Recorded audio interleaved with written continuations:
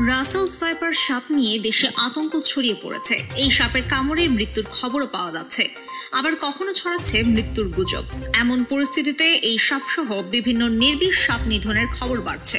বিশেষজ্ঞরা বলছেন, এভাবে সাপ নিধনে প্রকৃতির ভয়ানক ক্ষতি হচ্ছে। রাসেলস ভাইপার বা চন্দ্রবোরা সাপের আরেক নাম উলুবোরা। বিষধর এই সাপটি মাঝে কয়েক বছর খুব কম দেখা গিয়েছিল।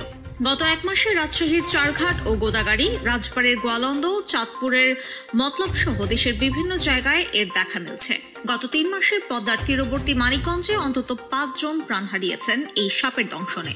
গত বৃহস্পতিবার ফরিদপুর সদরের নর্থ চ্যানেল ইউনিয়নের দুর্গমচরে রাসেলস ভাইপারের কামড়ে এক কৃষকের মৃত্যু হয়।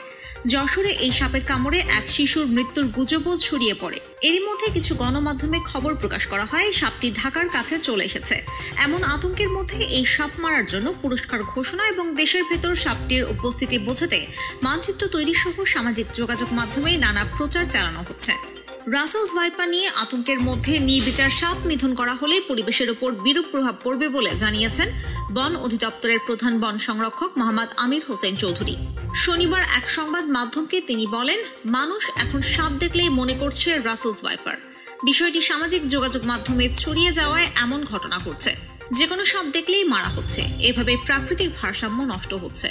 এই কর্মকর্তা আরো বলেন, সাপ ইঁদুর খায়, বেজি, বাগডাস, গন্ধকুকুল, বনবিড়াল সাপ খায়, আবার শঙ্খচূড়, গোখরা, কেউটে এই সাপগুলো রাসেলস ভাইপার সহ অন্য সাপ খায়। কিন্তু বন্যপ্রাণী দেখলেই তা নিধন করার প্রবণতার কারণে দেশে আশঙ্কাজনকভাবে শিকারী প্রাণী কমে গেছে, ফলে রাসেলস ভাইপার বেড়েছে। এভাবে সাপ মারলে তা খাদ্যশস্য থেকে শুরু করে আরো অনেক বিষয়ের জন্য ক্ষতির কারণ হয়ে দাঁড়াবে। সোহেল রানা বলেন, রাসেলস ভাইপার যে বিলুপ্ত হয়েছিল এই তথ্যটি ভুল। এটি ছিল, তবে তাপমাত্রা সহ বিভিন্ন কারণে 2002 সাল থেকে 2011 সাল পর্যন্ত কম দেখা গিয়েছিল। 2012 সাল থেকে এটির বিচরণ বেড়েছে। তবে রাসেলস ভাইপার মনে করে এখন সাপ পেলেই মারা হচ্ছে। সাপ মরে গেলে প্রকৃতির অনেক চক্র বাধাগ্রস্ত হবে।